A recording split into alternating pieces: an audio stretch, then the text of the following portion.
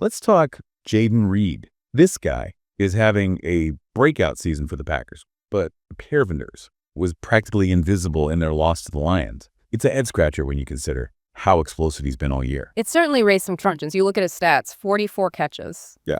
Nearly 700 yards. 6 touchdowns receiving. And don't forget his impact in the run game, too. 300-yard games. You just expect a player like that to be more involved. Exactly. And he's not exactly shy about wanting the ball. He's been vocal about wanting to contribute more. Which is understandable. Yeah. Any receiver with his talent level wants to be a difference maker. And it's not like he's demanding the ball in every play. He gets it. It's a team game. So let's unpack Coach LaFleur's explanation.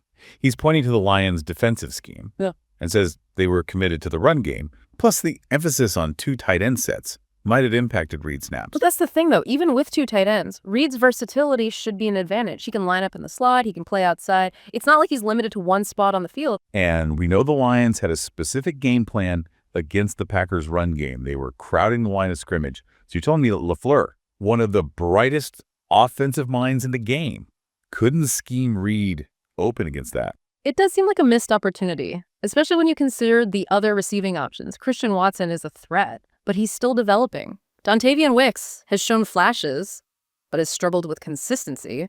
You'd think in a tight game, you'd want your most explosive playmaker touching the ball. To be fair to LaFleur, he did acknowledge that the Packers need to get Reed more involved. He even admitted they need to create plays specifically for him. Which is a good sign. At least there's recognition that they haven't fully utilized his potential. Yeah. But that raises the question, why wasn't that happening already? If LaFleur's as good as they say he is, shouldn't he be able to get the ball to his best playmaker, regardless of the defensive scheme? That's the million-dollar question. Is it really a matter of LaFleur's hands being tied by the opponent's defense? Or is this a case of the Packers getting too cute with their play calling and forgetting what works best? It's a fascinating debate. On one hand, you have to respect a coach's decision to stick with the game plan. But on the other, great coaches adjust. They find ways to get their playmakers in space. And it's not just about winning this one game. It's about maximizing a player's potential over the course of a season. If Reed isn't getting consistent opportunities, how can he develop? That's a critical point. You're not only limiting his production,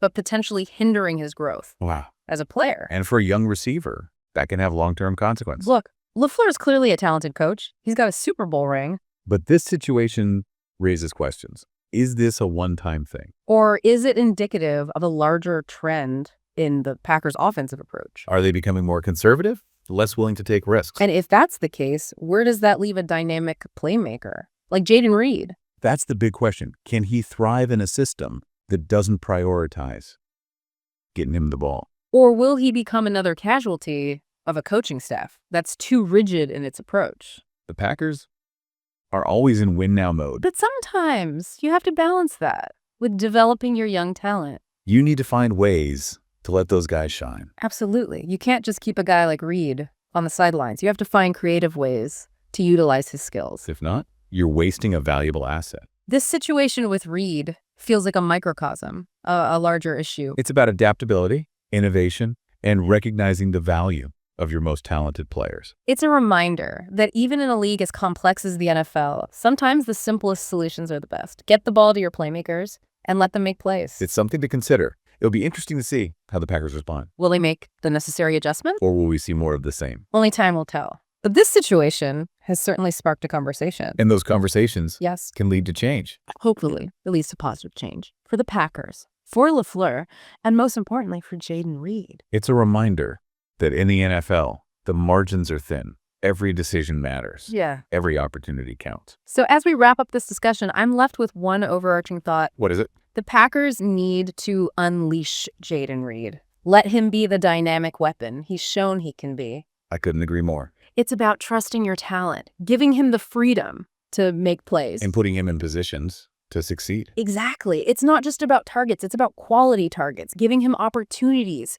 to impact the game. Because when he gets the ball in his hands, good things happen. No doubt about it. He's a game changer. And the Packers need to remember that. They need to unleash Jayden Reed. It could be the key to unlocking their full offensive potential. It's something to watch as the season unfolds. Yeah. Can the Packers adapt? Can they get the most out of their young star? It will be an interesting narrative to follow. Goodbye, and see you in the next video.